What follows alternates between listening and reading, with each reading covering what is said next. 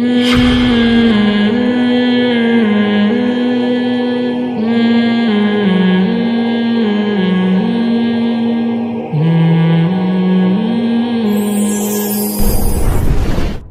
تو ہم نے ایک اصول بنا لیا ہے، دعوتوں میں کھانا کھا کے جاؤ. ابھی رفیع بھائی کی اگر دعوت تھی ماشاءاللہ، رفیع بھائی ہر تھوڑے دن بعد بلا رہے ہوتے ہیں، دعوت ہے دعوت ہے. اب محلے پڑوس میں محلے داری بھی رکھنی ہے ظاہر ہے، تو ہم نے کیا کیا، پہلے کھانا کھا لیا گھر میں. دعوت میں بھی شرکت ہو گئی، ہم نے بتا دی ہم تو کھا چکے ہیں. کیونکہ آپ کے مشورے پہ اگر ہم کھانا شروع کر دیں تو بھائی کھاتے کھاتے ایک دن دھماکے کے ساتھ ایک دن آئے گا کہ انتقال ہو گیا. انتقال سب کا ہونا ہے، لیکن کسی اچھی وجہ سے ہو تو زیادہ اچھا ہے نا. کھانے کی وجہ سے انتقال کوئی اچھا کام نہیں ہے. اچھا بھائی، تو اب مجھے کوئی دعوت میں رات کے وقت بلائے گا نا تو پہلے ذہن میں رکھے میں کھانا کھا کے جاؤں گا. تو اتنی مرغن غذائیں رات کو لیٹ نائٹ کھا کے پھر سوتے ہیں تو وہ ہضم نہیں ہو رہی ہوتی، سینے میں جلن. اگلا تو خوش ہو گیا کہ مفتی صاحب کی ہم نے دعوت کی، مفتی صاحب نے ہمیں عزت دی، مفتی صاحب نے آپ کو عزت دے دی، اپنا بیڑا غرق کر دیا. اور جب آپ ایک دن بیمار ہو کے ہسپتال میں جائیں گے نا تو جن جن لوگوں نے کھلایا ہے کوئی بھی پوچھنے کے لیے آپ کو نہیں آئے گا کہ طبیعت کیسی ہے آپ. کچھ لوگ تو ہیں مخلص پوچھ لیتے ہیں، لیکن میجورٹی جو کھلا رہی ہے وہ پوچھنے بھی نہیں آئے گی. اس لیے آج کل ڈاکٹر لوگ ایک بڑی خاندانی بات کرتے ہیں کہ اپنا کھانا ٹفن میں اپنے ساتھ رکھو، لوگوں کے مشورے پہ مت کھاؤ. کبھی کبھار تو ٹھیک ہے، لیکن جس کا زیادہ لوگوں میں اٹھنا بیٹھنا ہے لوگوں کے مشورے پر نہیں کھائے، وہ مرے گا، کوئی بھی نہیں پوچھنے آئے گا. اور میں ایک بات آپ سے تجربے کی بتا دوں، میں نے کھانوں کا فرق بہت دیکھا ہے. اب میں کھانے کے بارے میں جو ڈاکٹر لوگ کہتے ہیں نا ہائیجینک چیزیں کھاؤ، اس پر مجھے بہت یقین ہو گیا کیونکہ میرے تجربے ہو چکے ہیں بہت. میں آپ حیران ہوں گے. ہم یورپ جاتے ہیں نا، یورپ گئے، سعودی عرب گئے، وہاں آپ جو مرضی کھا لو بیمار نہیں ہوتا آدمی. ادھر ہوٹل میں ایک دن کھائے گا بیمار ہو جائے گا. آپ اگر نہیں ہو رہے نا بیمار تو یہ کوئی اچھی بات نہیں ہے. اس کا مطلب ہے آپ کو معذرت کے ساتھ، زیادہ میں ڈیٹیل میں نہیں جاؤں گا. دیکھو وہ مثال آپ کے لیے نہیں ہے، آپ کے علاوہ کے لوگوں کے لیے ایک مثال ہے. ایک آدمی، غلط مثال ہو جائے گی، آپ یہ نہ سمجھیں کہ آپ کے بارے میں کہہ رہا ہوں، ٹھیک ہے؟ اب اس کے علاوہ کوئی مثال آ نہیں رہی نا ذہن میں. آپ کو نہیں کہہ رہا، بالکل ایک الگ مثال دے رہا ہوں. ایک بندہ گزر رہا تھا عطر کی دکان سے. اب میں نے بندہ کر دیا اس کو، اصل میں وہ بھنگی تھا، لیکن اب میں نے بندہ کر دیا کہ ایک انسان گزر رہا تھا وہ بھنگی، لیکن میں بھنگی کی مثال نہیں دوں گا. وہ ایک انسان گزر رہا تھا نارمل، بھنگی بھی انسان ہی ہوتا ہے بیچارہ.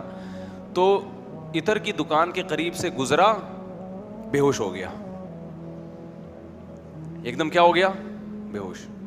لوگ کہہ رہے شان ہے یار یہاں تو کون سی کوئی گیس ہے جو جس کی وجہ سے بے ہوش ہوا. کوئی کہہ رہا ہے مرگی ہے، کوئی کہہ رہا ہے کیا ہے. بہت ٹینشن. اس کے بھائی کو بلایا، وہ بھی بھنگی تھا. اس کا بھائی جب آیا اس نے نا حالات کا جائزہ لیا ایسے کہ مسئلہ کیا. ایک دم جب خوشبو کی دکان نظر آئی اس نے کہا وہ یہ وجہ ہے. بھائی یہ بیچارہ 24 گھنٹے گندگی میں رہتا ہے، آج خوشبو افورڈ نہیں کر سکا.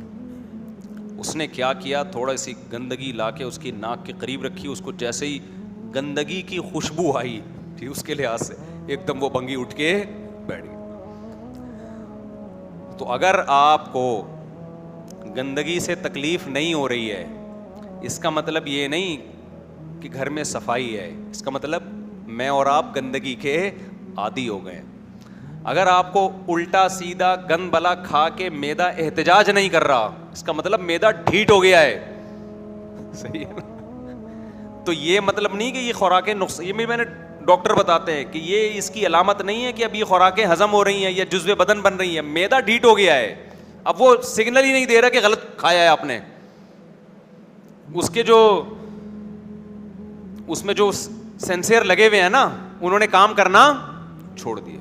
اب یہ کوئی بڑی بیماری پیدا کرے گی یہ خوراک. وہ تو شکر ہے کھا کے پیٹ خراب ہو جاتا تھا، پیٹ بتا دیتا تھا غلط کھایا. اب پیٹ خراب نہیں ہو رہا. تو پیٹ خراب نہ جو گندا پانی پیتے ہیں صبح شام، ان کا گندا پانی پینے سے پیٹ خراب بولو نا نہیں ہوتا. تو کیا مطلب گندا پانی نقصان نہیں دے رہا؟ ان کو نقصان دے رہا ہے. پیٹ نے بتانا چھوڑ دیا کہ گند پیا ہے تو نے. اور جو صاف پانی پیتے ہیں وہ ذرا سا گندا پانی پئیں گے ایک دم پیٹ کیا ہو جائے گا خراب. ان کے وہ جو سینسر لگے ہوئے ہیں نا اللہ نے, وہ صحیح وہ کام کر رہے ہوتے ہیں, وہ بتا رہے ہوتے ہیں. ہم جو کراچی میں جو بیمار نہیں ہو رہے وہ بہت خطرناک مسئلہ ہے بھائی, ان کے ساتھ بہت ڈینجرس مسئلہ ہے. تو ہمیں تو جب یورپ گئے تو وہاں تو سب کچھ پھوڑتے پھاڑ دو, کچھ بھی نہیں ہوتا. ادھر آؤ 2 دن آدمی ہوٹل میں کھانا کھاتا ہے, پتہ نہیں کیا شروع ہو جاتا ہے. اس کا مطلب بھائی کوئی بہت بڑا, سعودی عرب میں بھی آپ کھاؤ کچھ نہیں ہوتا, ادھر آتے ہی کھاؤ گے وہی چیز آپ کھاؤ گے, اسی کمپنی کی لے کے کھاؤ گے آپ, آتے ہی پیٹ خراب ہو جاتا ہے. اس کا مطلب بھائی کچھ گڑبڑ ہے, یہاں پہ کچھ گڑبڑ ہے. جن مسالوں کو یہاں کھایا جا رہا ہے ان مسالوں پہ باہر ملکوں میں پابندی ہے, وہاں کچھ اور کھلایا جاتا ہے, یہاں کچھ اور. کمپنیاں بھیجتی ہیں لیکن ادھر کے لیے کچھ اور ہے, یہاں کے لیے کچھ اور ہے. تو خدا کے لیے اپنی جانوں پہ رحم کرو میرے بھائی, چھوڑ دو یہ بازاری چیزیں کھانا, چھوڑ دو.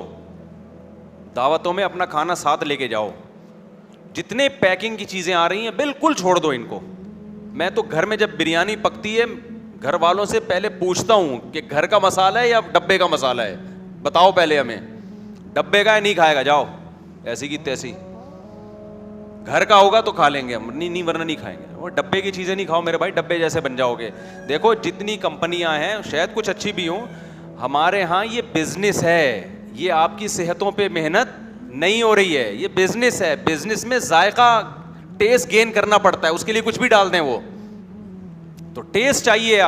اور یہ جو بریانیاں یہاں بن رہی ہیں یہ ٹیسٹی بھی بہت اسی وجہ سے ہوتی ہیں, وہاں باہر میں وہ ذائقہ نہیں آتا کیونکہ وہ یہ والا مسالہ وہاں پابندی ہے. نہیں آ رہی بات سمجھ میں؟